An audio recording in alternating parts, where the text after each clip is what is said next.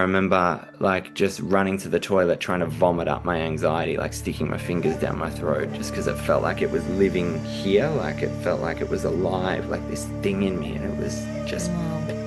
like, um, and I just had to sit with it, you know. It was like, Oh, you know, like Matt. Oh my it was like God. it was like a death, you know, like and I remember that was the first moment, like I looked back, like once it kind of complete and calmed down, it was the first time I'd probably ever let a feeling fully move through without numbing it in my entire life. Um, and I remember once it kind of passed, I remember thinking, how did I get here? You know, and looking back like on my life, it's like that was all autopilot. I don't even know how I got here. How did that all happen? It was like a moment of clarity, like what the hell happened? I knew if I didn't get through this, it was like I knew it in my gut. It was an existential fact that if I fail this time, This time. I'm dead. Hi everyone. Welcome back after quite a break. Happy New Year to everyone. Today, my first guest, the first guest of 2026 is Matt. Hi, Matt. Hey, how's it going? We were chatting about the fact that we've been trying to arrange this conversation so many times. There have been so many attempts. We've both gone through a massive flu. Matt came out of it. When Matt came out of it, I got it, and I'm still kind of recovering from it. So, I hope I will be able to sound coherent and ask some coherent questions, and it's not going to be a disaster. So, I really just wanted to ask you, Matt, about your story, just like I'm asking pretty much everyone on this channel, because I find it so incredible that even though there's so many parts of our journey that are similar, especially the journey of awakening, ultimately our journeys are really unique and everybody has a different story to tell. So yeah, just start whenever you feel like starting. How did you grow up? What's been going on? Who was Matt when growing up? Oh, so like I grew up in Melbourne, Australia, in you know kind of upper middle class family. And you know my dad like he was significantly older than my mum, so he had kind of old school ways of parenting. You know, he grew up where it was you know like he's 88 now, so you know he's as old as you know most of my friends' grandparents. Wow. And yeah, and so he had a different kind of attitude towards parenting, and you know, so there was a big generational gap. Like there was a missing generation in there with my dad. And you know, so there was always kind of conflicts that would come up and like generational trauma patterns. And dad, you know, he's in a nursing home now and with severe dementia. You know, God bless him. And Wow. you know, like the trauma that he carried, you know, it kind of ruled the house. Like if I walked into a room and said dad and he didn't know I was there, he'd jump, like and hit the roof, like very, very hyper vigilant. You know, he was a pharmacist and was held up by heroin addicts and, you know, tied up, shotgun to his head and he like heaps of significant trauma like that he went through. And so like living in that household, my nervous system just kind of naturally, you know, resonated with that field, like in the sense like it transmitted to me because my dad's hypervigilant. I can feel that in the field, you know, unconsciously, you know, because our bodies are constantly communicating with our environment. And of course, you know, my nervous system adapted to that. You know, like if Yeah. I say nothing, dad just like a lit match on petrol, boom, it goes into rage or, you know, fear or whatever it is, you know, he's always on edge and that edginess kind of transmitted itself to me. And, you know, like the way our minds develop, you know, the way our ego structure kind of develops is, you know, that in those formative years, we can't really discern what's our environment and what's our parents and what's us, so we self-reflect and make it about us. So, the dysfunction that would happen within the relational dynamics between me and my parents early on, and, like this is obviously a spectrum, there's people that like suffered horrible abuse from their parents. Mine was more like just relational, ongoing threat. We were all oriented to threat. But the way our minds work is I made that about me, and it became this like, what's wrong with me? Yeah. Because it's safer to internalize it than to see it as our parents at that age. And so, developing those core wounds really early on, and because of my parents' trauma, their inability to kind of attune to me and regulate, and the parenting techniques is a terrible word, but the parenting way they were taught to parent Yeah. was not healthy, as well, by professionals, and um, so the way that kind of unfolded is my nervous system really never developed foundational regulation capacities. And, that this happens prior to the sense of self, Yeah. even it's like an infant who doesn't have a sense of I, who has no capacity to reflect back on themselves and know that they even are, to feel into their own existence and it kind of exist consciously at that point. They Hmm. haven't developed a self. The nervous system's already adapting at that point, to its environment and like soaking everything in and developing tension patterns and braces within the environment and relation. Basically it's the foundations of how we then relate to anything objective, Yeah. and so when those foundations are shaky, the ego structure develops itself around that.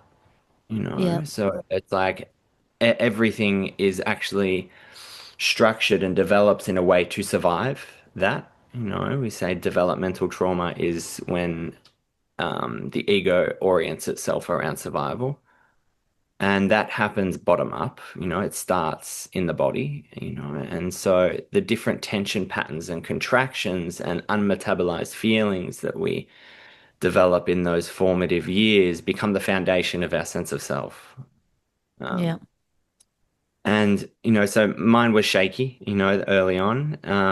And so I was always really highly sensitive. Like could, even now walk into a room and just feel Yeah. everything in the room. Wow. And being like that, I can feel things through walls and all sorts of things, and I remember being able to do that as a child as well. And then I went to school and I suffered like quite significant bullying, being picked on, didn't really have any friends, and like that just affirmed that belief and that contraction in the body that there's something wrong with me.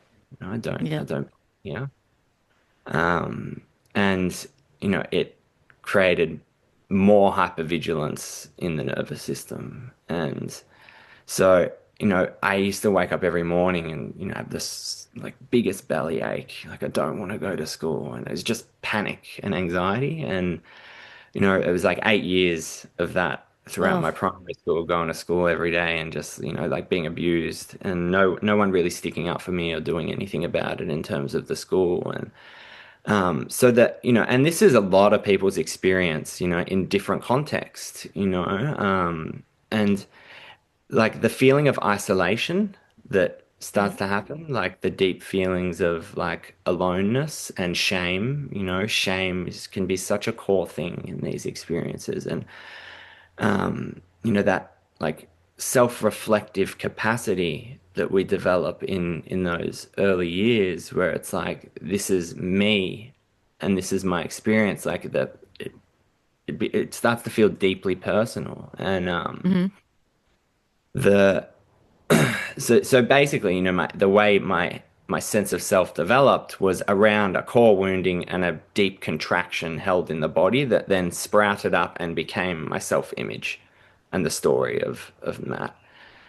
And, so like by the time I was 12, I finally left that school and like totally adaptive survival response. I remember when I was going to my new school, I put a knife in my bag and it was like no one's gonna fuck with me now. Yeah. I kind of made that decision, and I started to make friends with all the kind of people who were smoking ciggies and bongs down at the back oval and getting into trouble and the people everyone was scared of. Right. So I started to cozy up to the kind of gangster types and like looking back, like a 12-year-old kind of doing that. It's like I did not understand at the time, obviously, and no one did, like none of the adults or anything. But what I was doing is seeking safety. No, it's like there was so much threat throughout my life that this is where I'm going to be safe. I mean, it's kind of crazy maybe to say it, but in a way, I see some intelligence in that. You know what I Oh, mean? Like yeah, exactly. you don't want to be bullied. You're fed up of being the victim, so you do the Yeah. 180-degree turnaround and hang out with the perpetrators because, of course, that feels much safer, right? Of course, like it's a survival mechanism. Like what other option do you have, And it's so intelligent because looking back, it's like the body just knew that that was the way to go to survive, you know. And so like I fell into drug use quite early. I started using methamphetamine and all of that at 13 years old. Wow. Smoking meth before school and popping ecstasy on the weekend and smoking weed every day. And I kind of I didn't have a stop button in the sense of like, oh, that's not a good idea with any of that stuff. It's like I want to try everything, like I want to do this. And I started, so my self-image at that point was like I'm a gangster. Like I thought I was a like this hardcore criminal, like little 13-year-old kid with a rat tail like halfway Yeah, down my yeah. back, thinking Wow. I was top shit. But that whole self-image that I was developing, and I recognize it in all my friends who grew up the same way, at the time, like in hindsight, and all the kids down at the mall, like, like dressed in the same clothes and all that. I can see it. It's a self-image that is based on protection because there's a deep vulnerability underneath it that says, I'm not safe, and so we overcompensate, dissociate from that feeling of Yeah. vulnerability to become invulnerable. Mm-hmm. And that self-image we then live out and try to put into the minds of others, by doing things like build a reputation, for Yeah. ourselves where people are scared of us. And what's the purpose of that? Well, if they're scared of me, they're not going to come and abuse me, they're not going to come bully me. Yeah. I'm in a position of power, in that. And so that self-image just kind of developed and it's kind of like autopilot, automatic. It's kind of happening on its own without a doer there, like looking at my life, like everything that happened was a product of environmental conditions. It just Right. looked like I was doing it, Yeah. and I was identified with this self-image, but that happened by itself, and it was Mm-hmm. a kind of perfect adaptive process of survival, and what happened. And in hindsight, wow, like it was all a happening, you know, Right. these identities kind of creating themselves and falling away at times, and then like the scramble for them to come back. And, like my body was just running the show, these contractions and brace patterns and fight or flight responses that had been conditioned early on, generationally, I can look back and see, yeah, my dad has those very same primal responses. His dad, et cetera, et cetera. God knows how far back it goes. And it's just like firing, stimulus response. Yeah. And then I think I'm this image of this gangster, this Mm-hmm. 13-year-old kid. But really, that's just the response to. Yeah. everything that had The happened. play out And of all of that. Yeah. yeah. And, so then obviously when you get into that stuff, things snowball and there's consequences and things get worse. And, so I ended up like, like getting expelled from school after school after school and then dropped out, I think, in year 9. By that point, I'd taken, every drug you could think of and was heavily addicted to numerous things. And what's the situation at home? What's happening with your parents at that point? Are they trying to help, interfere, or Yeah, what's that they were like? very scared, and they came from that, like, because what my dad went through with heroin addicts, being held up and all that sort of stuff. Like he had such a narrow, stigmatized view of addiction. Fair Yeah. enough. Well, Yeah.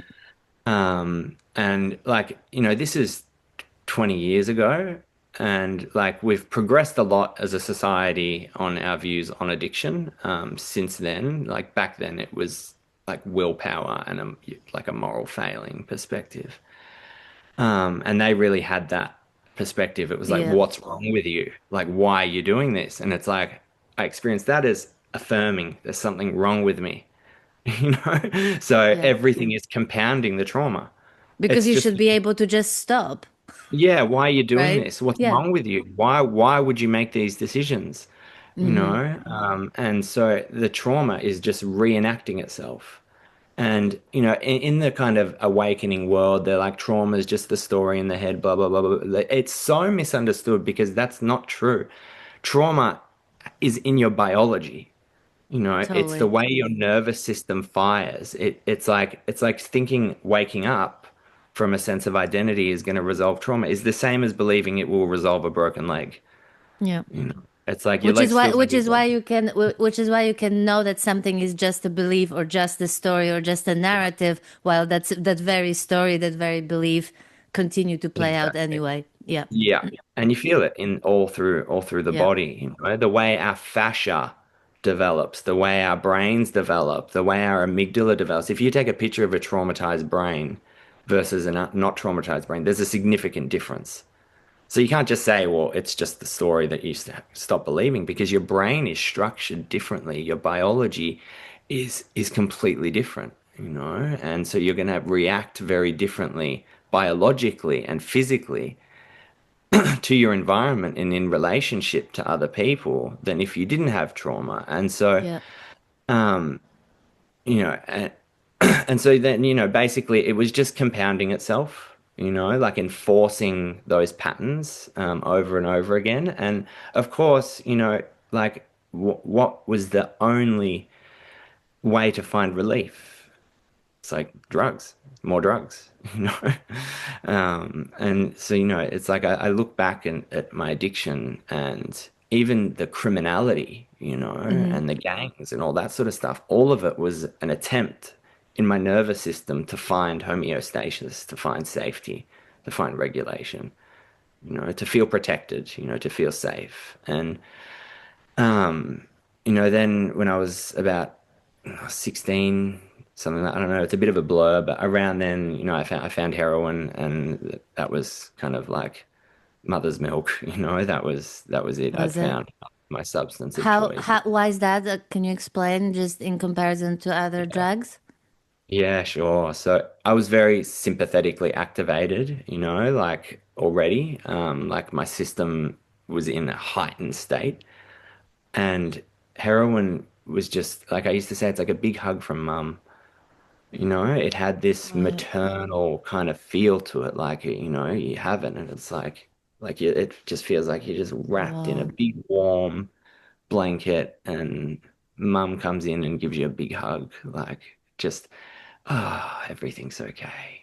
So it makes complete sense. Why would you want to Yeah, not continue taking it? exactly. Well, and at that point, you don't even like. There's no choice involved because you know, it's like why we can't drown ourselves without tying a cinder block to our leg, because the survival instinct kicks in and we will come up for air. Like we can't override the survival instinct with willpower.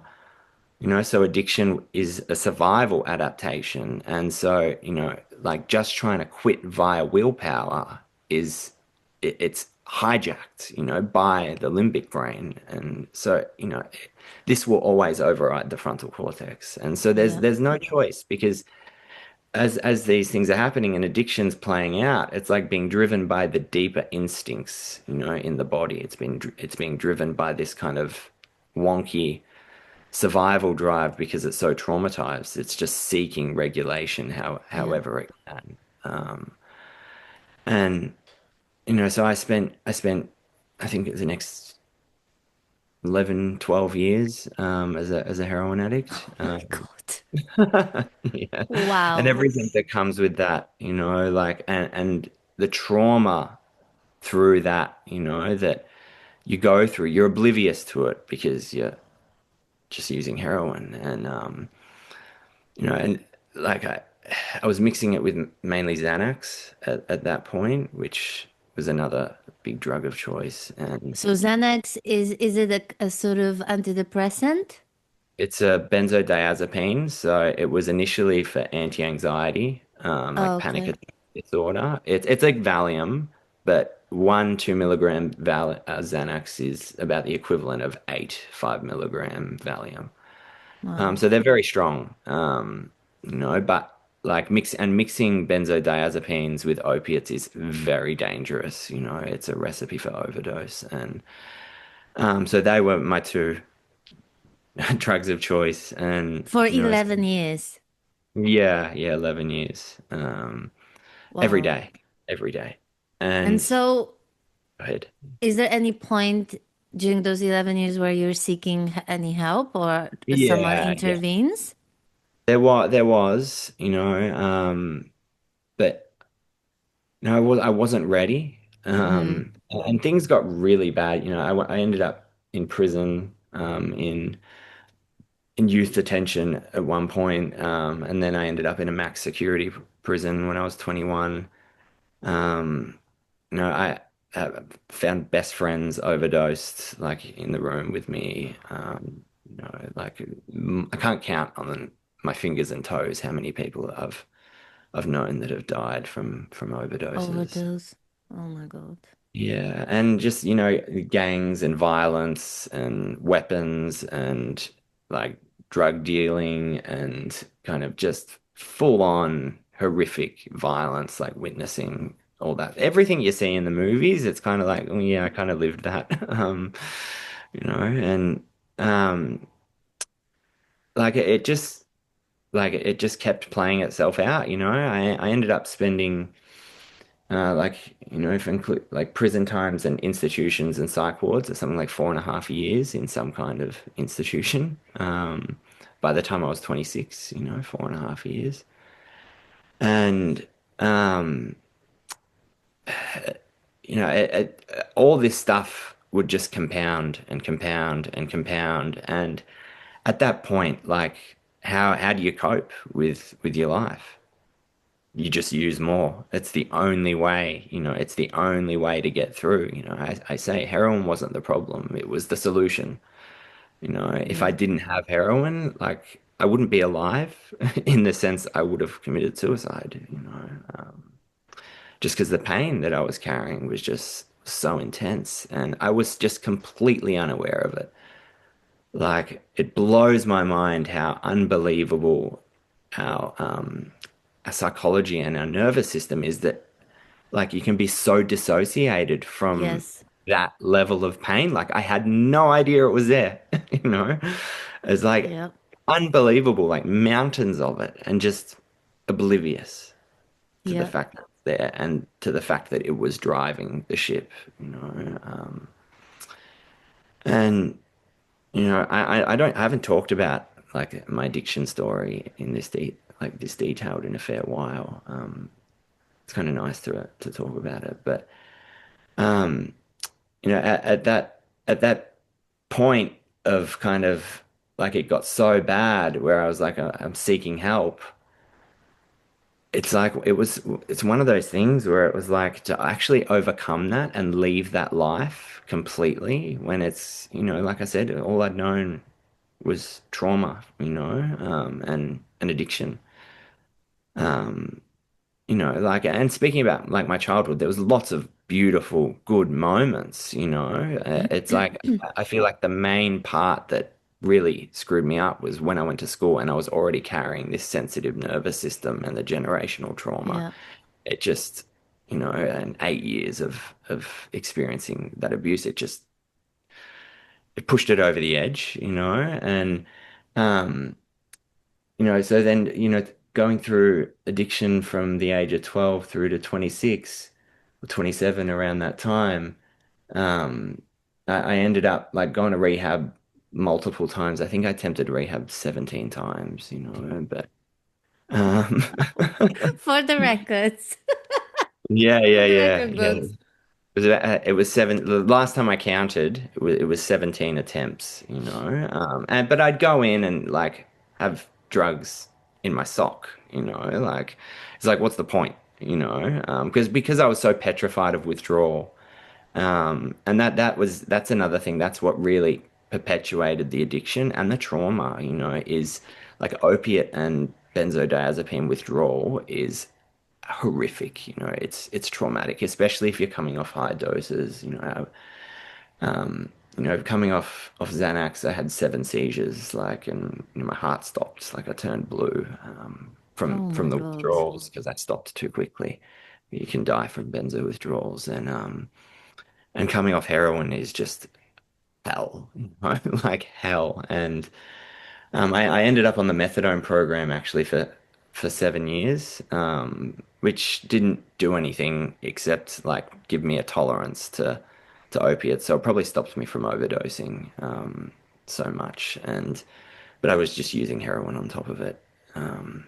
And so I ended up, going to rehab 17 times, and never ready. And I'd get out, and like within a week, I'd be back using, just caught in the same cycle again, and I could never understand why.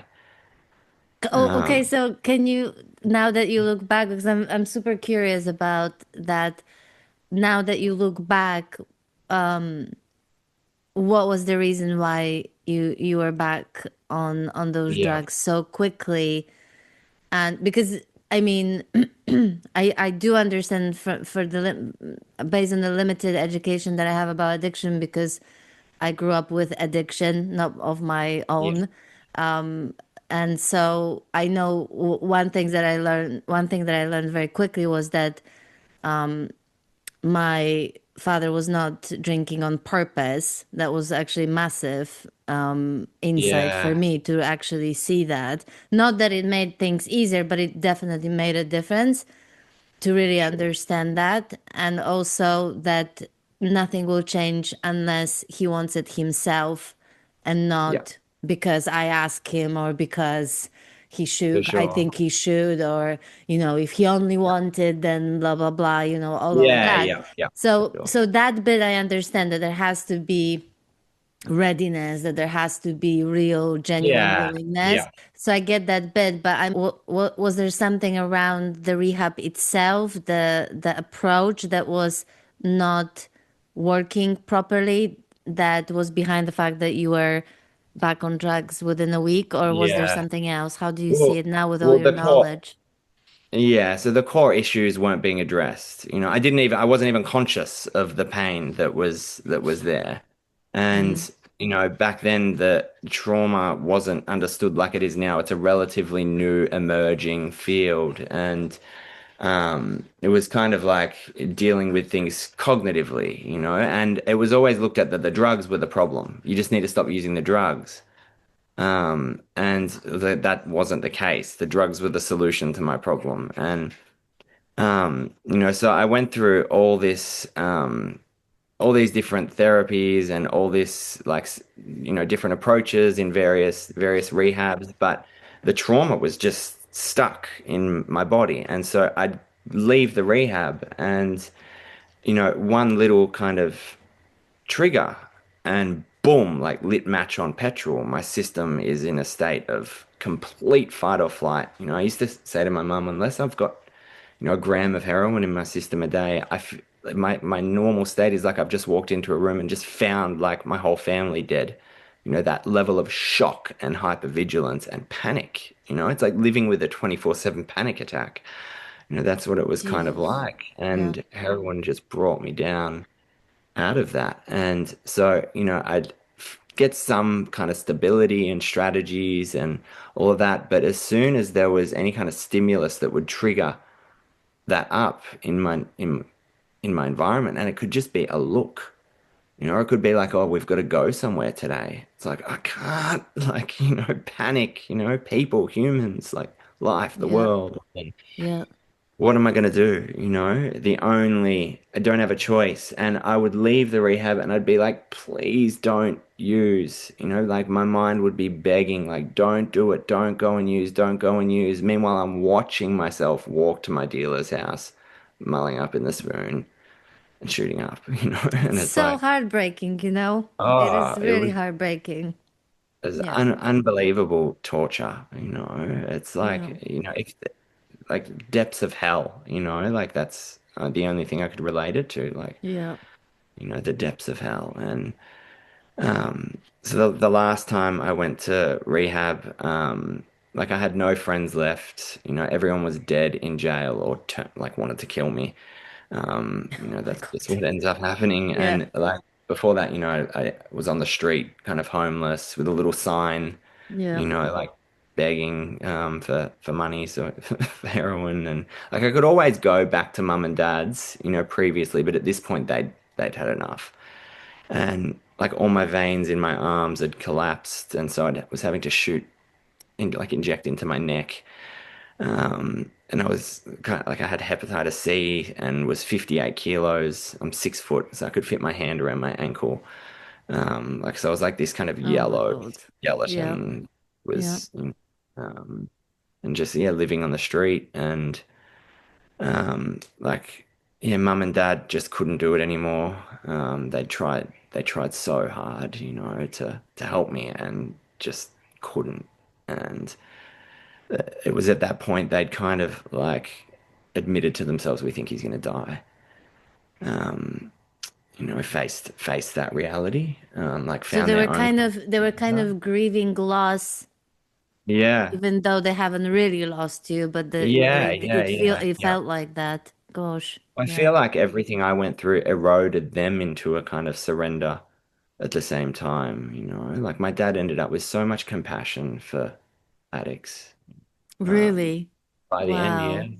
watching me go through it, and he hated them, beforehand. Like, but he ended up in a place where he had so much compassion, would take in my friends and try to help them, and so they went through their whole own process of hell and being worn down into surrender. But so the last time, I entered rehab, and the night before, like I'm injecting as much heroin as possible, injecting Ritalin pills, drinking methylated spirits from under my mum's kitchen cupboard, and just getting as plastered as I could. And I went in, and I remember like walking in and like just when you're really drunk and you just get like flashes of memory, like you can't really remember what happened, but there's just glimpses of Mm-hmm. it. And I remember walking into the rehab, and I'd been to this rehab before, and I just fell straight into the tiramisu, like knocked over, like the whole dessert tiramisu everywhere, like all over me, and they're like this big blokes had to like carry me into my bed, Uh, like that's the only real memory I have of getting into rehab that time. And I was out of it for days, and they were giving me medication to make sure I didn't seizure to come off the Wow. Xanax, and giving me kind of stepping me down off buprenorphine, which is an opiate, to come off heroin, Mm-hmm. and so that time in rehab, like that was the last time I went to rehab, and that was nearly 11 years ago, 10 years ago, Wow. um, and so I detoxed, and I detoxed before, but this time it was like I knew if I didn't get through this, it was like I knew it in my gut. It was an existential fact that if I fail this This time, time. I'm dead. Mm-hmm. I just knew it. Like it was there was nothing else left in the tank. It was, this is it, you know. And I'd felt that before, but never to this degree. It was like, this is Mm-hmm. it. You know, like I said, it was like my parents were already grieving me at that point, you Yeah. know.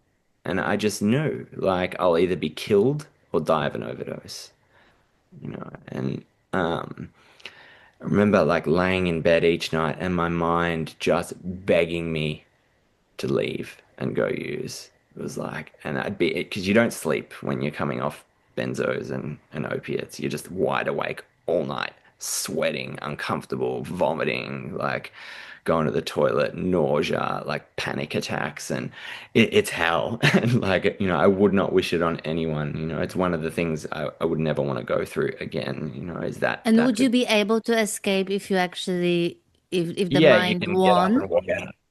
But Okay. oh, you mean leave the rehab if you Yeah, want to? yeah, Yeah, yeah. Well, they can't. It's not prison, you know. You can right. say, I'm leaving. You can discharge yourself at any time. And so the amount of will, you know, it took to just like lay there and not leave. It was kind of, you know, what happened. It was kind of like heroin and crime and all that was a way to try to survive all the pain. Yeah, But at this point, it became the very thing that was going to kill me.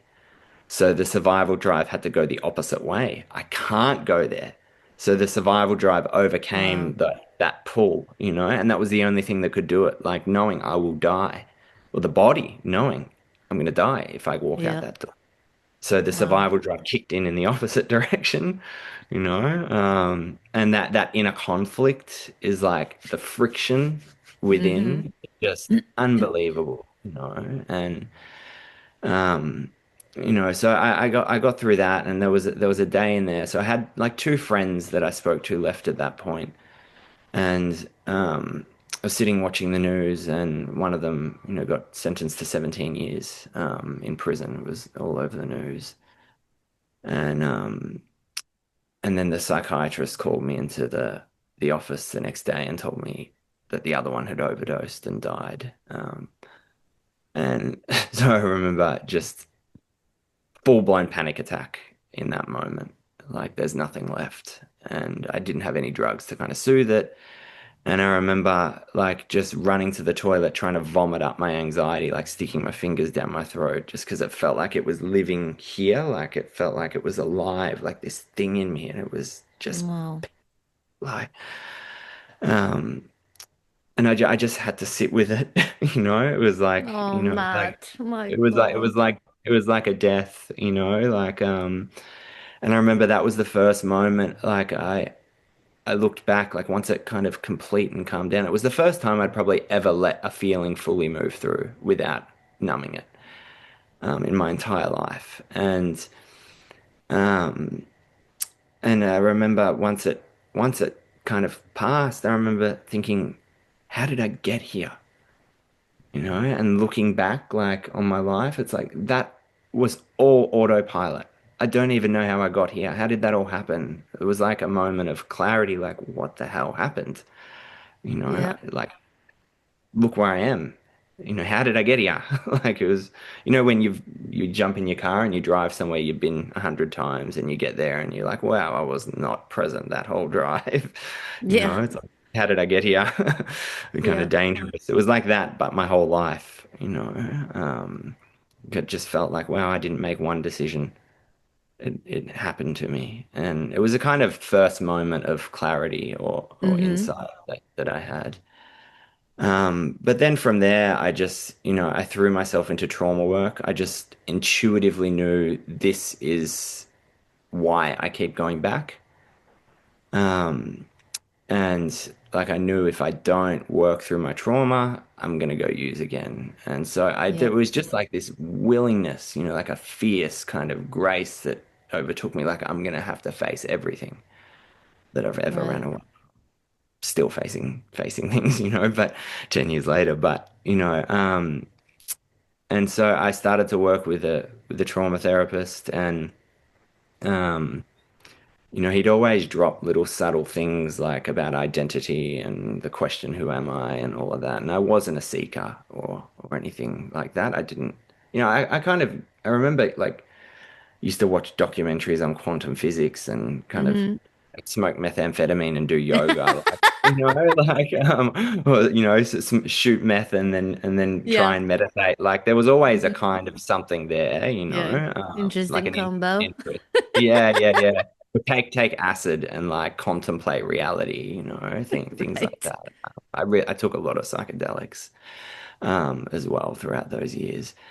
And so there was always something there. The seeds were there, Hmm. and I worked through like a quite significant shock trauma where I'd found someone that I really cared about overdosed.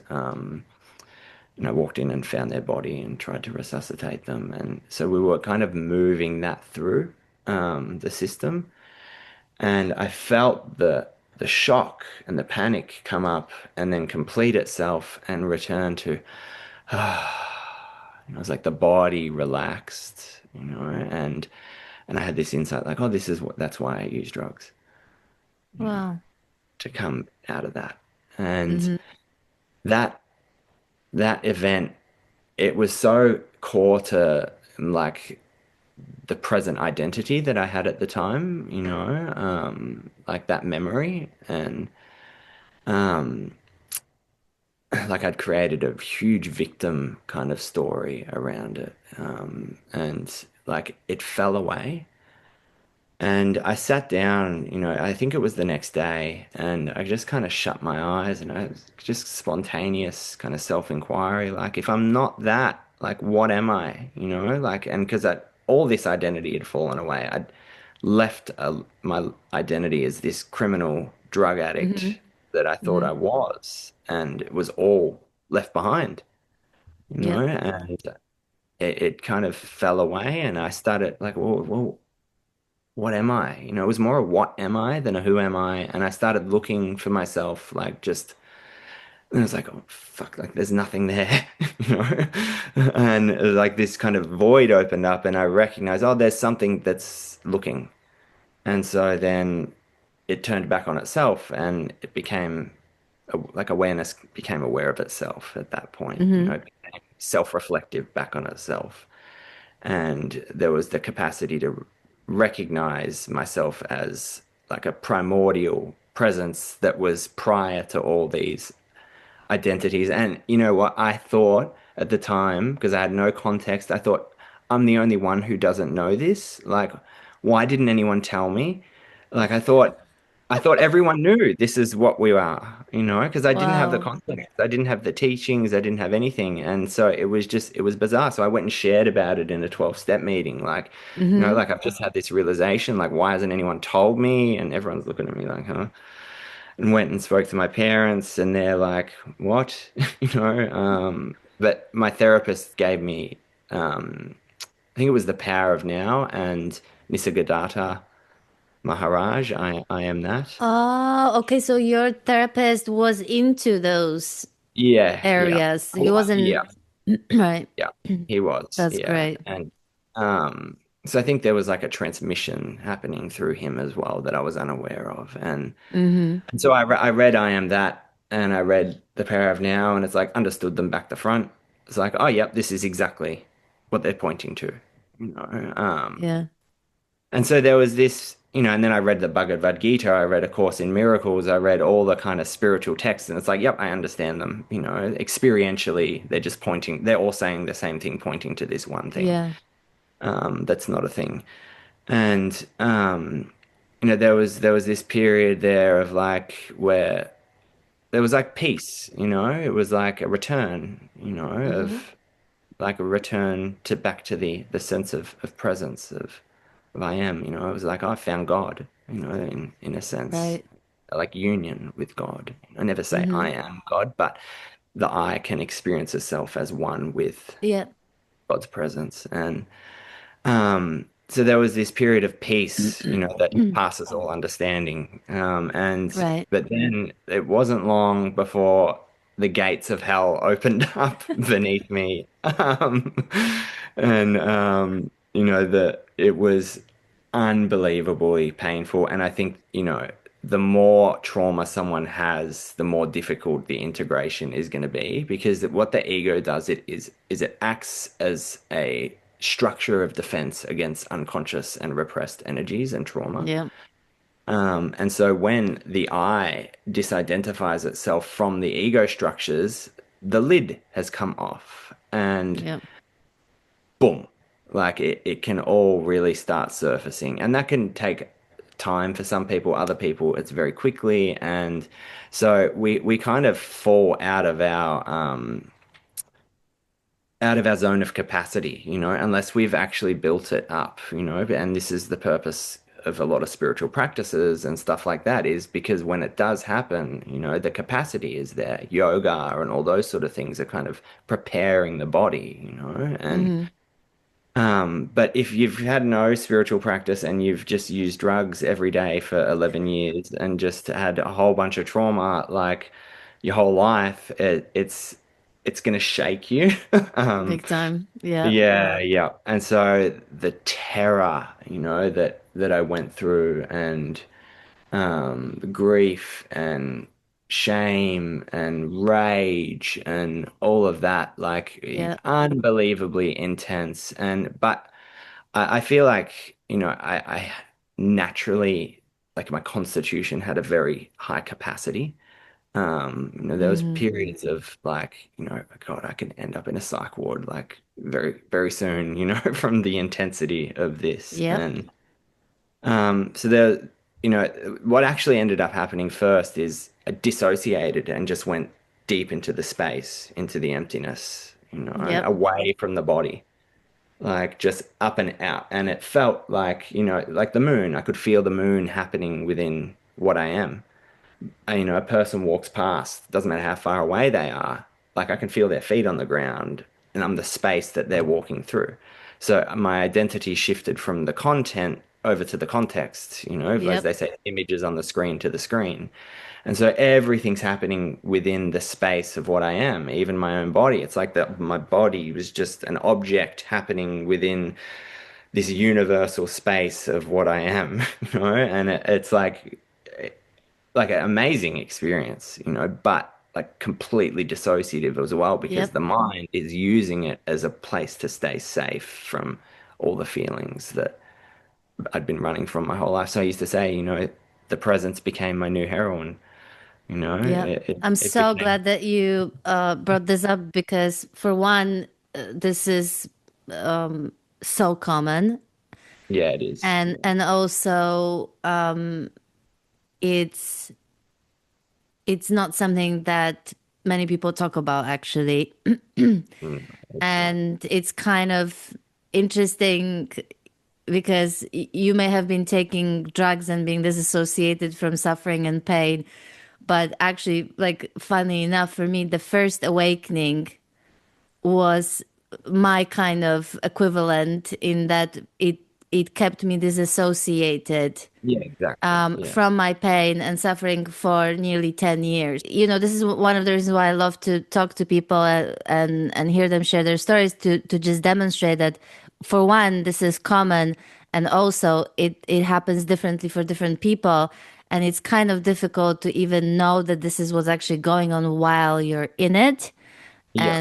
and probably great to have a teacher. So I wonder, or teacher, or basically just someone who can point it out that you're actually Yeah. doing it. Yeah. So I'm curious that does do you still at this point work with that therapist? And how do you realize that this is what's going on? That you're basically now Oh, the I wrapped itself around now the transcend. I call it like the transcendent yeah, identity. transcendent, exactly. Yeah, Well, yeah. this was I'd only been clean for 6 months when this happened, when I kind of got blown Wow. open. And so this was about 9.5 years ago. But I was lucky I was really engaged in the trauma therapy because it helped me kind of titrate back into my body for periods. And so Right. at this point, my partner was pregnant with our son. I'd never worked a job in my life. I'd only ever been on the disability pension, from heroin overdoses. They put me on it, and such severe addiction, they considered it a disability. But Um, so I'd never worked. I had no idea what I was going to do. Like, she's pregnant. Like, I'm a year off heroin, off drugs, and I've had this huge shift in reality. Mm-hmm. Like, like it just, as you can probably pick up at this point, my life is one of extremes. Like, it's been Yeah, extreme, extreme, extreme, extreme. It's never just a little bit. Um, um, and so, I'd had this massive awakening, and like the ego gets in there, like I'm hide out from pain and thinks you're superior and above everything, and like of course. it's just the big ego trip still, at that point. Yep. And Yep. it's a real experience. You're experiencing reality, but you're experiencing from a certain standpoint, you're not Yeah. experiencing it as it is. Um, and even though it's experiencing itself, there's all these nuances, like, and it's almost impossible to talk about, but it's like it's it experiencing itself, but the ego is still hijacking that experience at the same Totally. time. Yeah. And I met one of my teachers back then too, and she was in the lineage of, well, not in the lineage, but she was one of Adya's students, Adya Mm-hmm. Shanti, and at that point I really loved Adya's teachings because he was all about after post awakening, and I remember she said to me, you're wide awake. You've had this big experience because I was still negating everything. It's not real, like it's illusion to just kind of Mm-hmm. hide Mm-hmm. away and Mm-hmm. just stay there. And I was just using heroin again, but it was the space of awareness. And she said, but what about everything else? And it kind of landed, and I heard Adya say, they were actually talking about this when people are hiding out in emptiness. And I think it Yeah. was in a conversation with Hamid Ali at the Sand, Science and Non-Duality, and they asked him, like, what would you say to people who are kind of stuck in emptiness? And he'd say, stop lying to yourself. And he said, stop lying to yourself. Yeah. And it Yeah. landed. I was like, oh yeah, like I'm doing the same thing as I've always done, like running away. And at that point, there was like periods of coming back down into the body, like through the trauma therapy. So I knew it was possible, and I knew that it was the trauma that was keeping everything split off and Yep. fragmented. Because you're still fragmented at that point. There's the absolute, which you're kind of hiding out in, and then there's your humanity. So Yep. like I think this is non-dual realization, but it's not. It's duality. It's Totally. non-existence, Yeah. and you're negating existence. And so I, I remember sitting one day, and I was kind of sitting in emptiness, and I think like a Muji talk was playing, one of those kind of Neo-Advaita teachers. It was playing on YouTube or something, and so I was sitting in the bath, just in kind of empty space, and my son was born at this point, and Jesus appeared in front of me, and like it wasn't like a thought, it was like I felt a presence. There was a presence there, and like he took my hand and said, "It's safe to die." And I thought, Wow. oh, I'm not getting out of this bath. Like, this is it. See you later. Newborn son. Like, but as he said that, I just kind of relaxed, something relaxed, and I felt like it came from underneath, like this love, like this divine love just filled my body. And I could just, it's like this is the presence of Christ. And I realized, it's a different experience to emptiness. It's the same absolute, but a different kind of quality, Flavor. Yeah. manifest flavor of the diamond, so reflection of the diamond, so to speak. Mm-hmm. And for the next 2 weeks, everything I would look at, I'd see as the face of Christ. I started calling my son Jesus because I'd look at him and just see Christ's presence beaming. And my wife's like, Yeah. stop calling him Jesus, like his name's Kyson. And, just weird stuff. Like, and so like that experience really showed me, it's not the end, this space, no matter what teachers are saying and what people think, it's not the end. It was a grace that showed me keep going. Yeah. And our contrast to the story that I was telling before, like two different complete worlds that I've lived through. And, so then and everything I started to look at from then on, the love kind of died down and all that. But I started to like look at things and I started to say, oh, wow, the substance of reality is that same presence. All the things within the space are actually the space. In Buddhism, they say like form is emptiness and emptiness is Mm-hmm. form. Right? And so it was that kind of realization. So there was a deeper kind of unity coming in, the space was descending into all the things that it had kind of left behind. And like everything I'd look at, I'd be like, oh wow, like even that, is it. Like everything is it. And I kind of used my teacher back then's words then because she went through the same process, like Mm-hmm. and like this too, like an Mm-hmm. Mm-hmm. inclusion process rather than a negation process. Yeah. And um, like one time I was sitting looking at an image of Jesus because I became really devotional at that Mm-hmm. point too, to two kind of beings in particular. One was Jesus, and the other was Ananda Ma, who is an Indian sage. She's like the incarnation of the Divine Mother, And so I was sitting looking at a picture of Christ and feeling this sensation in my belly. And I was kind of just oscillating attention between the image of Christ, which I could see as that presence, emanating that radiance, like luminosity, the emptiness but full, Yeah. of light.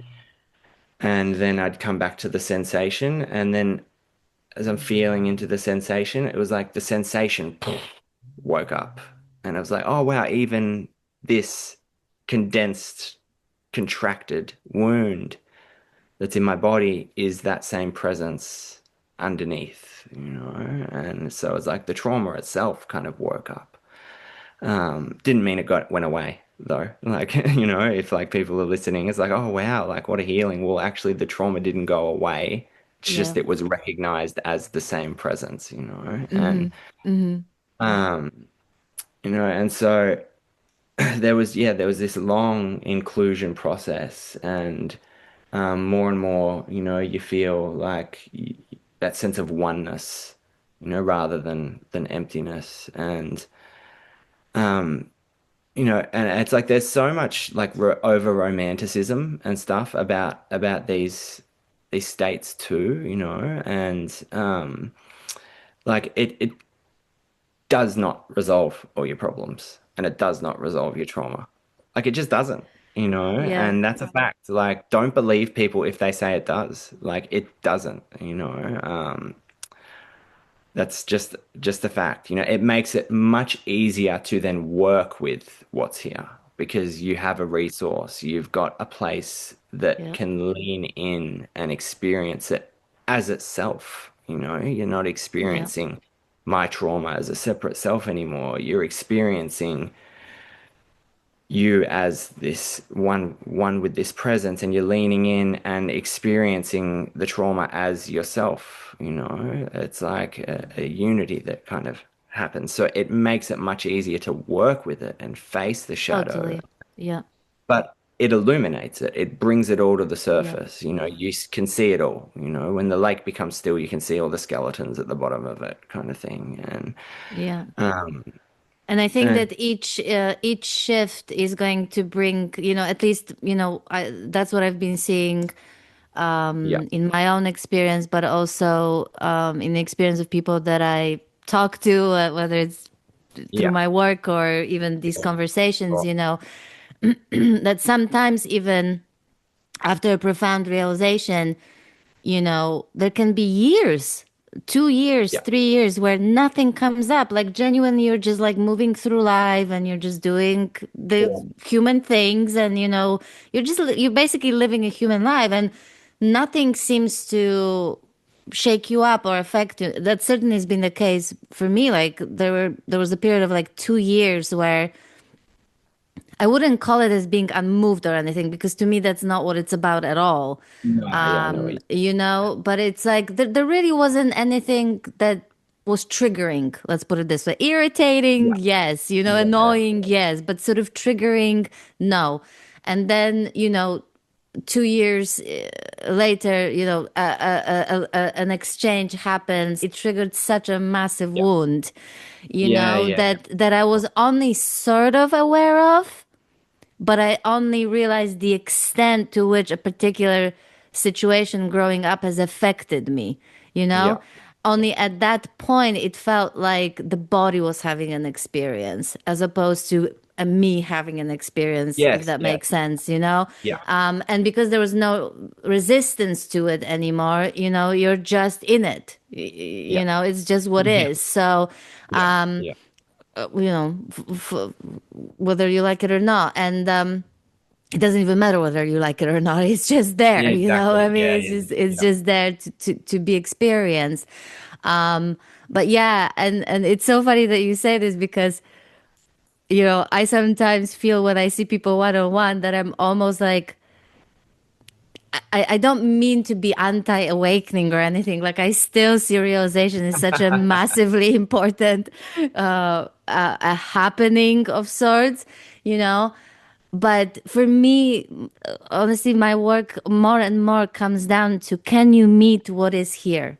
Can you Exactly. Yeah. be with what is Exactly. here? Yeah. Because it doesn't matter awakening or not, we can be as awakened as we want, but if there is no capacity to be in the body with what's arising and Yeah. meeting what is, it doesn't matter how awakened a person is. It Exactly. really Well, just doesn't it's just matter. more running away, Yeah, it's yeah, just more running away. It's yeah, addiction, an yeah, escape from pain. And but you're right, with each shift in consciousness and then beyond consciousness, it activates different yeah, conditioning, yeah. So um, like at one point, like I remember this contraction came into my belly, and I was getting these images coming out of it of like this shaman, evil, like a dark shaman with like skulls all on him and feathers, and Wow, um, and when I saw the image, like heard this scream, like this high pitched scream, and it was coming from the energy like in my belly, and it was just this sense of like, oh, it's the devil, like it's pure wow, evil. And yeah, so I was sitting with it for about 5 days, and meeting it, because that's all I've been doing, is just meeting, meeting, meeting, meeting, and this was 6 years ago. My son was one. Um, and something like that anyway. But um, the contraction was so intense, and it lasted 5 days. I had to sit with it, but it became so contracted that it was kind of like, when a planet becomes so contracted that it turns into it's either a black hole or a star, like yeah, it just yes, boom, like implodes on itself. yeah, And it's like that's what happened. And as that happened, I was feeding my son his his breakfast, and like my son disappeared, and then all I could see was God. That's how I contextualize it. It was God.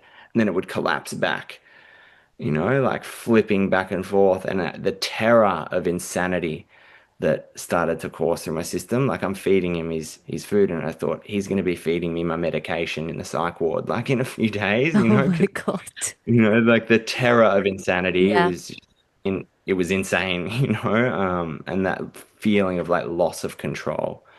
Um, and so at that point, but everything was unified at that point, yes, and the yeah, practice was everything that was coming up in the body to just be with it as that underlying divine kind of substance, feel it as that and allow it to move through. But obviously, the stuff that I was carrying was like insane, and so years and years of doing that, still even now, I don't think that ever ends. But it started to feel like there was something behind me that felt like prior to the space, and it was kind of like a black hole. I started to experience it as, and it started to kind of come forward, and I started to feel like everything was made of deep sleep, like mm-hmm. everything like made of what I can only say is like the substance of deep sleep, where you are in deep dreamless sleep, like the black between two stars,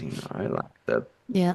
pregnant potential womb of the universe. And it felt prior to conscious Yes. consciousness. And it felt like it was swallowing the world. And, I'd go for a walk and like I'd lose big gaps of time. Like, how did I get where I am? And I'm like raising kids is not an easy job, in general. Like, it's very full on, Yep. way more full on than like we're led to believe. And like, so I'm trying to raise a child like at this point, and another While one all on of this is going on. yeah, Oh well, my all of this God. is, that extremity and trying to be a good parent, regulated parent, and meanwhile, reality's falling apart, dimensions of consciousness and all this kind of stuff. Um, and, but I feel like I did a pretty good job, like Hmm. considering I've got a good relationship with my kids. Made lots and lots of mistakes, and lots of moments of reactivity and all that, but it's part of the mess of being human. And so this black substance just started to kind of swallow everything, and I felt this kind of longing, like I want to go there for some reason. Like, I don't know what is there, but I want to go there. And I remember looking at things, and it was, it was kind of like over time, everything was being stripped away, like the qualities, like, and it was just coming back to kind of nakedness, because I wasn't perceiving reality through the mind at that point. I hadn't been for a long time, through the images of our mind. Hmm. And then I was perceiving, like reality was perceiving itself and unfolding and revealing more of itself to itself. And time, there was no time. It's just like this eternal now unfolding. And so everything was being kind of stripped away. And then it was like this deep sleep kind of nothingness, like Hmm. it was an emptiness. It was like this nothingness that isn't able to reference itself as nothingness, and Yes, yes, yes, yes, yes. yeah, I yeah. totally make a distinction between Yeah. emptiness and nothingness, two very Yes, different yes. Yeah, for sure, for sure. situations. Yeah, yeah. Yeah. And so I'm looking at things and everything's kind of like deep sleep, and there's as when I'd meditate I'd sink into this kind of, I just call it the universal womb, and it has this kind of blackness, but then through the blackness is this kind of like nothingness, and then there was just like this light kind of started breaking through, and it started to feel like I could absorb this light like into the body, Hmm. like it was like a love and a light that was absorbing from beyond, let's call it the beyond, like in and through the body. And you know, it's like, and even this, like, still have trauma, still have reactivity, still have rage that needs to be processed, still have all these things. It's, I can't emphasize it enough. Doesn't resolve your trauma. Keep Um, emphasizing. yeah, I have no yeah, problem yeah, with that. yeah. Believe me. And Yeah. it depends how people define trauma too. Like, if the teachers are saying, oh, trauma's the story of the past that you're carrying Yeah. in your mind. Well, yeah, that's gone. You don't necessarily have a whole array of structures of images and belief systems and that you're perceiving the Yeah. moment through, but your body is still reacting according to its biology of how it learned to survive, which is what Yeah. trauma is, how I'm defining it, whether that's patterns of, rage or fight or flight or whatever it is, how like shut down, collapse, etc. And, and so it just over time, like it would kind of bounce in and out. And there was, a few times like and this actually happened very early on within like the first week of that initial awakening to awareness, where it was awareness was disidentified with as well, and there was just the seeing that awareness is happening on its own, as well. Hmm. There isn't a center there. Like there's no me, there's no I even in awareness. And in that seeing, there was just this sense of falling, like a free fall Yeah, free fall. Yeah, straight yeah. through the bottom of the earth. It's like Trungpa Rinpoche says, the bad news is you're falling through space with no parachute. But the good news is there's no ground. Um, Yeah, yeah. yeah. And so kind of like that, and that happened very early on, but way too much for my system to cope with or integrate. And so it's like that sense of just shaking on the floor, it's just no Yeah. ground anymore. And and then that started to happen again more and more, the feeling that everything's happening of its own accord, but felt in and through the body, like an embodied letting go of doership, Mm-hmm. because we can be Mm-hmm. in witnessing, in kind of awareness separate from the body, because, in that dissociated space of emptiness where everything's happening within you and you're disidentified completely from the body, Mm-hmm. feels like there's no doer, Yeah. because the Yeah. body's just doing whatever it does. It might as well. It's like, the person walking over there, I'm not doing the walking, it's just walking itself. And so Mm-hmm. that's a kind of disidentification from doership. But this kind of downward penetration is a completely different thing, It's like an integrated, embodied letting go of those beliefs and contractions that created that experience of doership in the first place. Yeah, I mean, people are surprised when I said for me that was a very visceral, Yeah. physical experience.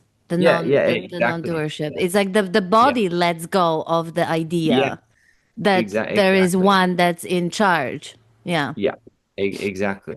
And there's various ways people experience this as well. Like, I know a lot of people who've been through these shifts, Mm-hmm. and all like very for many years and integrated things, and no one experiences it the same way. People will sit Yes, and debate and argue, but it's like we don't even know we're talking about the same thing. Like a lot of the time, if we're totally. Yeah. disagreeing about something, it's because there's so many overlaps and things bleed into Yeah. each other, and we all experience it through our own interpretation, like Yes. someone who's Christian will experience it through a Christian perspective, and it'll Yeah, or be, mystical or yeah. yeah, yeah, yeah, yeah.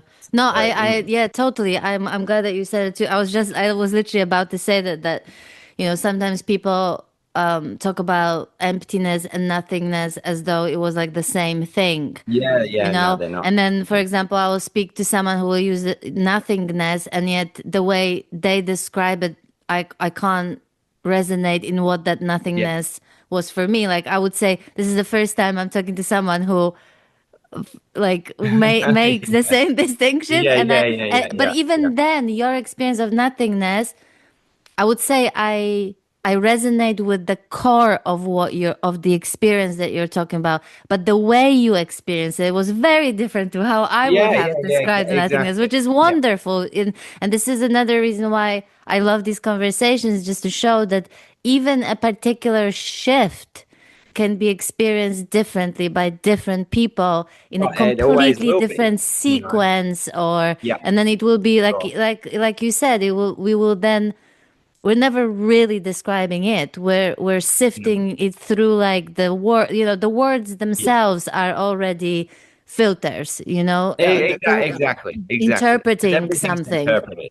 That's right. Everything's Yeah, interpreted, and we yeah, all are going to interpret it differently. yeah, As that kind of deepened and matured, because no matter what people say, there is maturation process, like there just is. It's not there's no finish line. You never get to the point where it's like it's done. Something gets to that point where it's done, but the actual process of evolution and unfolding and deepening and yeah. maturation is infinite. Like, how could there be an end? It's like saying there's an end to evolution, Yeah, I where it's can't like, even to be honest with you, I get completely, my brain just goes, oh, because I don't even know yeah, what that means. You know what I mean? Like yeah, exactly. the Yeah, sort of end point or some kind of arrival point. like The way I see it, I feel finalizing. like there is a, there was definitely a point where the in my journey where there was a momentum. There was a Yeah. momentum that carried this whole thing, this whole Yeah. process. And I vividly remember the moment where again, physically, viscerally, I felt that momentum came to stop, to an end. Yeah. And so we could describe it maybe as an end of seeking or, end of looking for Yeah. a different reality to the one that's right here, or something like that.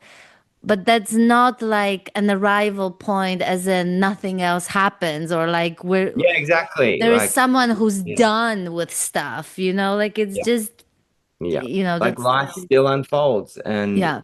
trauma arises, emotions Mm-hmm. arise, relational dynamics come Yeah. up. Like there's just the unfolding. And, you know, so as that kind of deepened, over the years, there was periods of just like collapse where, and I don't mean like nervous system collapse, but collapse of the sense of I, more Yeah. and more of those. And the body would always it's so fascinating, because trauma is my line of work. It's something that it's been in my life.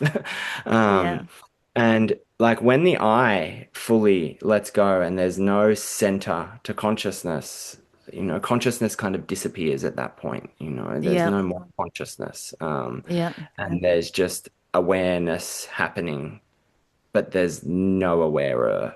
And when that's kind of the case and there's no control, there's no inner controller, the body can just release trauma Yeah. by itself. It's like Peter Mm-hmm. Levine when he was studying wild animals. They don't get traumatized. Like the lion chases the gazelle. The gazelle, gets away. And then, what you watch the gazelle and it's like discharges the energy, kicks, stomps, completes the survival energy in the body in that moment. But because we've got an ego structure and a sense of self, we lock against it. The frontal Yeah. cortex resists it.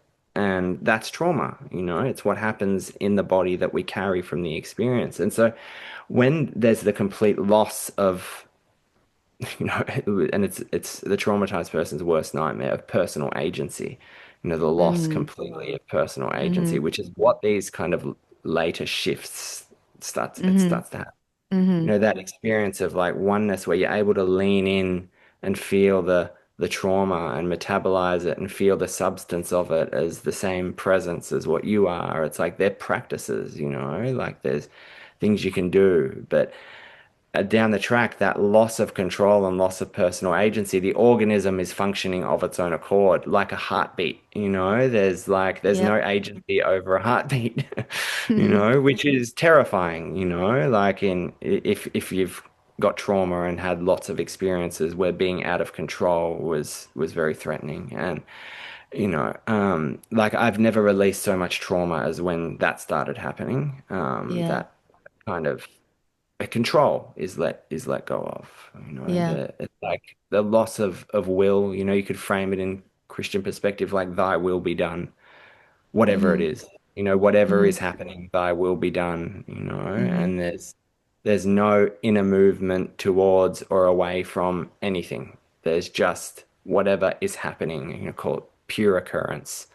Yeah. And um and like I remember as consciousness, as you start to fall beyond consciousness, I'd start to have traumas arise in the body of seizures that I'd had in the past. Because when you're Oh, having wow. seizures, you kind of lose consciousness.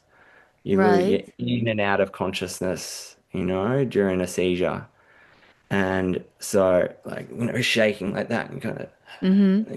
come Mm-hmm. to a little, and then and so in and out of consciousness, and then also heroin overdoses where I'd be like on the verge of death, Mm-hmm. and consciousness would kind of collapse, and then I'd kind of come back, and so there were these traumas that really existed on that existential level where Yep. consciousness comes into existence. And so as this Wow. shift was happening, like really re-experiencing those traumatic imprints and having the body release them. And I know people who have been through all these stages in a completely disembodied way.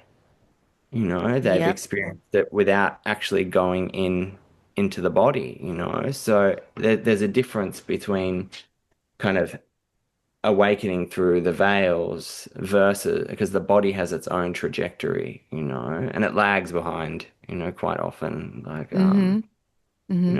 So like it kind of to for it to penetrate right through and release the traumas on these levels, because we carry like trauma, it affects us on that existential level, the level of control, it's universal to all trauma that there's a feeling of no control. Yeah. So the more we've got of it, the more density there's going to be kind of down in that lower belly. And so when it opens up, these things can start surfacing. So each shift, if we're embodied, is going to dissolve the structures that have kept whatever it is at bay below Yep. that. And it's going to come up to then integrate. Yeah. And Yeah. those kind of babushka dolls, like the ones Yeah, with that's the what yeah, yeah, yeah. yeah. Yeah, It's it's kind of like that, but the opposite way. it's Just funny because it you was call it babushka because I called it babushka in apparently another they're not called video, that. But and yeah. apparently it's called matryoshka. It's Yeah, I've matryoshka doll, been but told that yeah, too. it's so funny because someone actually put it out in a comment. It's Yeah, funny yeah, of I've all had the the people same I thing. thought Yeah, I would have yeah, known that, but yeah, you're totally right about that, and it's kind of fascinating how and we kind of talked about it how the sometimes the more profound the shift, the more there is a place to hide, and for yeah, some people that can take years and years, and that gut, that stuff that's mostly in the gut sort of never gets met yeah, yeah, yeah, exactly. Yeah, yeah, which is kind of yeah, well, it just how it's just how it plays out. And the other thing I think I noticed was that even that mechanism that I would call like leaning in, that's kind yeah, of exactly. gone, like the one that leans Yeah, into pain or discomfort. exactly. So Yeah, it almost feels like I was chatting to Frank Young recently, and we talked about integration, and there was a moment when he used that word, and I was like, there's part of me is like, what does that even mean? And I don't mean it, and I don't mean it that it doesn't exist or anything like that, or that I see there's an issue. It's just that it feels like you said, it's like just like all the processes are happening in the body, like the breathing, the yeah, the digesting, body everything, integrates it the itself. integrating Right. just happening, like Yeah, whatever comes up, and it sort of yeah, processes itself, exactly. and that, like there's no sense of me integrating anything or No, working on yeah, anything. It's a sort of exactly. like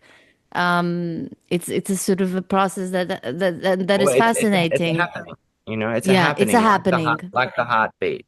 Yeah, yeah, You cut yourself and it kind of heals itself. You don't have to do yeah, anything to create the right environment for a cut to yeah, heal it. It's like the yeah, same intelligence that's growing a tree, blooming a yeah, flower, moving my dog, who's asleep over there, digesting your food, growing your fingernails, growing your yeah, hair, breathing your body. It's like that's doing everything. It always yeah. was doing everything. Like it was actually a trick that there was an actual Right?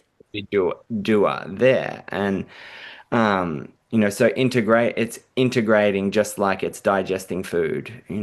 So, and it takes a huge amount of trust to get to that point where it's like you can actually trust it. And it's so radical. And this is, where the kind of idea of spirituality even falls away Yeah, because it's like, oh wow, it was it doing everything the whole time, you know. yeah, It was yeah, it was it who became a heroin addict. It was it who became a gangster. It was it that went to jail. It was all a happening just like a heartbeat. yeah, And you could say like thy will be done. And you could say at that point everything's the will of God, at yeah. that in that experience because it's all being done by that divine intelligence, even the experience of being an Mm-hmm. individual. It's Mm-hmm. just when we experience it through that conditioning, through that, could say it's the will of life. It's all reacting through stimulus and response and happening of its own accord. And so, integration, you're right, it's something that kind of happens. And so Mm-hmm. at a certain point, it's kind of like, like you said, you have these big awakenings and shifts and all of this, and all of these things kind of happen. They all started to fall away. Yeah, Like the experience of totally. Christ, Yes. the Yeah. experience of like divinity, like, the experience, Boundlessness, yeah, all consciousness, of it, whatever, all all of of it. that goes. Yeah. Yeah, Yeah. it all starts to fall away. And, Yeah. and in the end, you're left with nowhere to hide. Yeah. You can't hide anywhere. There's nowhere There's to no, hide. And yeah, I think you mentioned fascia and the layers. Like, I think one of the most fascinating insights into this process was just seeing how biological it is. I mean, to yeah, me, because exactly. you hear Yeah, about awakening and it's like about the transcendence and all those states, and it's totally part of the process. Like, I'm not here to like, yeah, dismiss it, but such a massive, after the shifts following the first awakening, which were like 10 years after the first awakening, it was all so visceral. yeah, yeah, yeah, it is. Yeah, And it was really extraordinary to see, like I would even say that the physical body was the gateway yeah, to the other profound shifts that we could call, say, transcendental. But the other thing that really amazed me when you talked about the layers and like no end point and everything was when I ended up doing fascia treatments.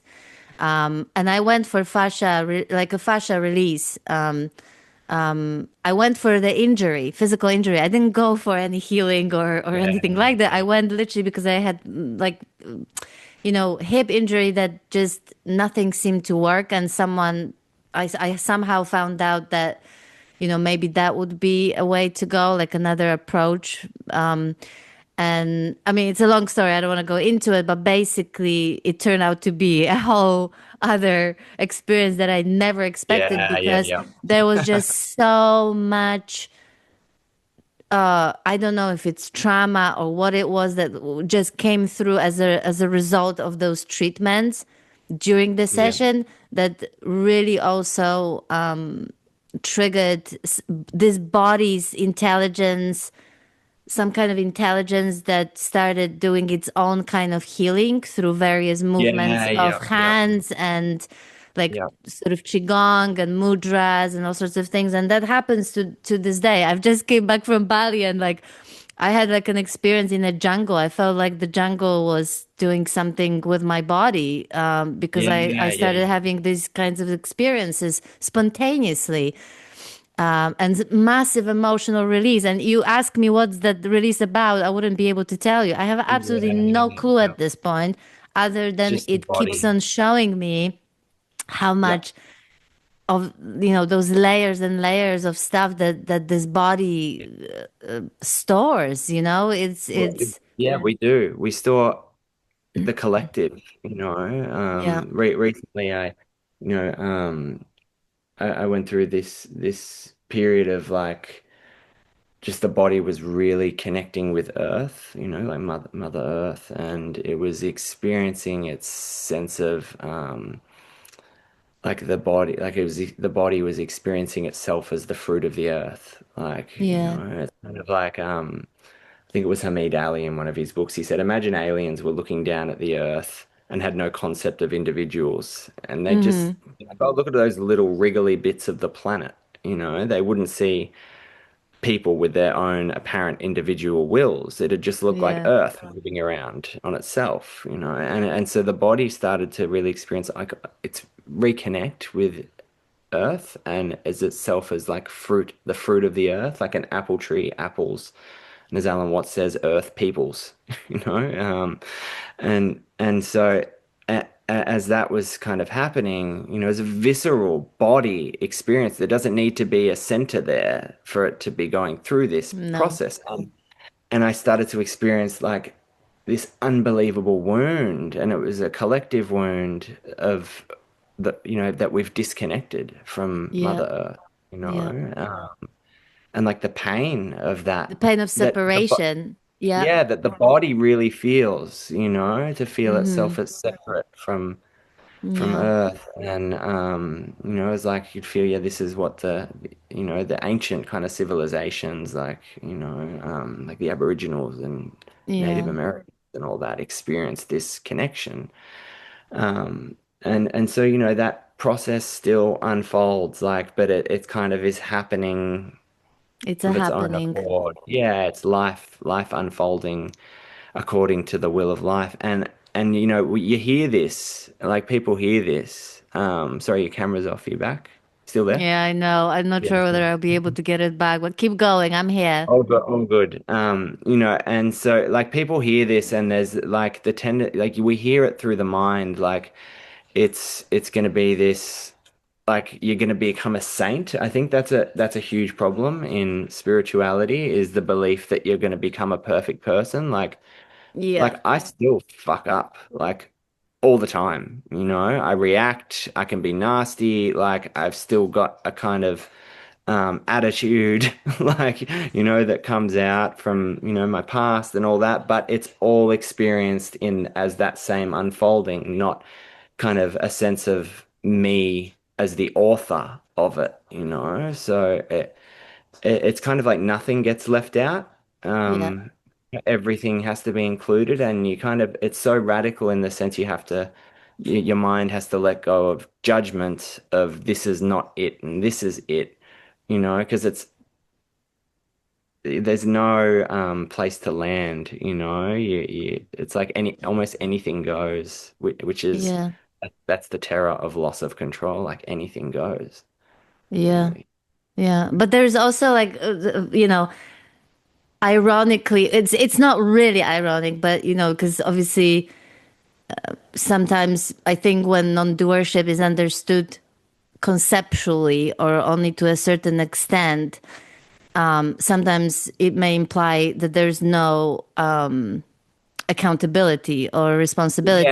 And I have Yeah, found exactly. this to be exactly the opposite. It's like there is no place to hide, and it's like the accountability is part of the parcel of the realization. Like you Yeah, cannot something say, stops and yeah, something exactly. moves. You don't go, oh, Yeah, there's no doer, therefore I'm gonna go and like it's cause not an harm, excuse. and Yeah, or an excuse. You kind of exactly. own it, actually. So I say ironically because it's not really ironic, but like I said, if It's a paradox, you yeah, if know. it's understood conceptually, then that looks like paradox, or it looks like it's kind of ironic, but it is, and I think this was part of like surprise for me learning, because I only started learning about awakening and spirituality after I've gone through like shifts like properly. Yeah. Yeah. And this whole there's a whole mythology around awakened person and the spiritual Oh, for perfection, sure. Yeah. and how it actually messes with people's heads, and how it actually perpetuates resistance to the sort of natural Uh, unfolding and like normal human reactions, that are being seen as unspiritual or unenlightened. And so yeah, it creates this constant war with human experience that isn't exactly. helpful Yeah. at It's all. damaging. It causes Yeah, suffering, you yeah, know. It yeah, does. And you know, you're right. Like the teaching of non-doership, like it's kind of pointless as a teaching, you know, unless you're directly looking and seeing in the yeah, experience, like, wow, there isn't a center that's yeah, doing, you know, and yeah, so but to understand it conceptually, like it can be dangerous, you know, and to yeah. perpetuate ideals of this is spiritual, you know, and this is not, that Mm-hmm. perpetuates inner conflict, you know, it Yeah, perpetuates suffering. Whereas, you know, it's kind of like the truth is, you know, that it is all being governed by, you know, the will of life, by the same thing that's yeah, pumping blood. And so, yes, we can say there's no accountability if there's no doers, and we can go down that road of creating a whole conceptual narrative about that. totally. That's Yeah, that's that's not how the experience is, you know, and so it's kind of like so hard to convey, yeah. and it's like almost inevitable it's going to be misinterpreted and Mm-hmm. misconstrued, you know. Mm-hmm. And but it is it's because it's kind of like if there's no doer and everything's happening on its own, like it doesn't matter what I do. But it's not like that because that one that would ask that question isn't there to ask it. So it's just like the feeling, felt sense movement happening, like Yeah. everything's bursting out of nothingness and collapsing back into nothingness the next moment. And it's like a spontaneous arising. And it's like, it's just Yeah. like the contract, expand like a heartbeat happening of its own accord. And it knows what it's doing, Yeah. it And this is does. and this is how we it's kind of I mean to me it's kind of how we know where we're at with this, because if the question, if there's no direct experience of no doer, which really genuinely cannot be conveyed or understood like No. with the mind at all, we know that because like I said, the mind will co-opt it and use it Yeah. to, like I said, excuse inexcusable behaviors. And the other thing, I love how you said somewhere else, you said that I heard you say that this pull to be free from something is so massive, when it comes to awakening. And especially if we have these ideas about, what's right or wrong when it comes to awakening, or what's spiritual, what's enlightened. And then, you know, this the pull to be free from something is the actual issue, right? The seeking Yeah, to be yeah, free yeah, yeah. from any aspect of our experience that creates so much suffering, right? Really just perpetuating that war with what is, with the experience as Yeah, it yeah, is, yeah. right? Exactly. Like wanting something to be different Yeah. is, it works on like hope, desire, and rejection, Yeah. If we have Yeah. hope, inherent in hope, and this can be misconstrued too, like you want me to give up all hope. Like, it sounds Yeah. like Like we're a not very making it depressing wrong. thing. No, no, and it's like Yeah. it sounds like a depressing thing, but it's like hope, inherent in hope is desire, and Yeah. inherent in desire for something different is rejection. So Yeah. it's a self-perpetuating loop, we have an experience and we reject it. And as soon as we reject it, there's the hope for something better because we have an image in our mind Yeah. that's an ideal. And then there's the desire to create it. But in that process, that is the process of self-improvement. It's the process of Yes. suffering, of wanting our experience to be different than what it is, and we want to transform it or change it or heal it or do whatever. But actually what ends up happening is we get in the way of transformation organically occurring, because we try to do it as a sense of I, as this center Yeah. of consciousness, and we kind of get in and fiddle with it and try to make it better. But it's like rearranging furniture on the Titanic, it doesn't work. And transformation happens, and like when everything is just met as it is, and allowed to be as it is. I always talk with my clients like about allowing. We have to learn to allow. Yeah. Even if there's the pulling away, and this is the trap about talking about all of this. If there's the pulling away and we realize, oh yeah, we're dissociated in space, it's like then, like into emptiness. It's like, well, then we resist that and we try not to be, you know? Yes, yes, yes, Like, yes, exactly. it's like It's allow that. relentless. It's Yeah, it's relentless relentless. that, It's yeah. relentless. It, Yeah. it doesn't matter what way you turn. It's a house Hmm. of mirrors where every single step you Hmm. take, you smash your head into a mirror. Yeah. It's like, Yeah. so it's and that's the mechanism. And I find there's no way out of that. Like, because any attempt to get out of it, even like, oh, I'll just relax. It's like Hmm. that's another trap. It's like for me, in my experience anyway, it's what Adyashanti called achieving total failure, like over and over and Over over and over again. again. Like it Yes. wears itself down, like it Yes. can't overcome itself by itself. It has Yeah. to just like give up out of Yeah. futility, like over and Yeah. over. Yeah. Totally.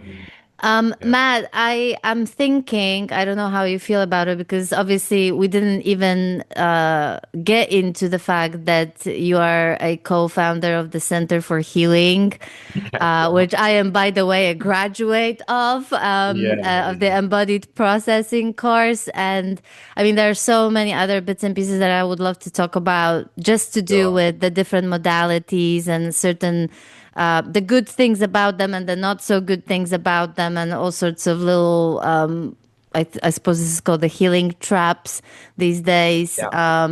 whatever you want to call Awesome. it. I thought that it would be another good conversation to have. So if you're open to it, then we could maybe arrange it for another time. Sure. Yep. Sounds good. Happy to. Yeah, and in the meantime, Matt, thank you so much for finding the time. I mean, we could go on and on, when it comes to Yeah, this, yeah, yeah, yeah. when it comes to Like this to journey, be honest. because yeah, tell To me. be honest, this is the first time I've told my whole awakening story publicly and Oh told my addiction wow, story in certain contexts. And I've always been really reserved, especially about the awakening thing, because I haven't wanted to yes, form kind of teaching too early or have people think that there's something special about me. It's like I don't want yeah, to urge into that because there's not like watch me nothing for a day and special. be hugely disappointed. Like Yeah, yeah, yeah, yeah. it's like more ordinary than I was before, and still have problems. But it's like I started to feel called like about midway through the year last year, like to okay, I'm going to start speaking publicly about this a bit more. And so this is the first time. So I've actually Oh, that's really brilliant. enjoyed I'm it. so glad that my little channel became an opportunity to do that. So that's lovely. And I'm really glad that you did because it's quite a journey, and also, uh, as some of you may have already seen, like the farther down the road, so to speak, with all those shifts and realizations, the more nuanced it actually gets, and that's Yeah, that's yeah. like, and that the nuance is the thing that I really really love to talk about as well. But especially when it comes to like the embodied processing, the somatic Oh, so aspect important. of is so important, but I can see how there are so many different approaches, and one of the things that I mentioned to you at the start was that you talked about bypassing disturbing thoughts as a way to get into the body, Yeah. which, I mean, this is exactly the kind of stuff, or Oh, like the relentless. vipassana, where the vipassana is a great thing to do, but where it actually backfires and how it backfires. I think that you have so much to say about that. So to have you back to talk Sure. about Yeah, it yeah. now that you are also the practitioner of those modalities, then it would be absolutely amazing. So Oh, we're gonna damn. arrange another chat sometime soon, and yeah, I'd love to have you back to talk about that. Thank you. Yes, definitely. We'll organize it. Brilliant. Thank you so much, Matt. Thank you.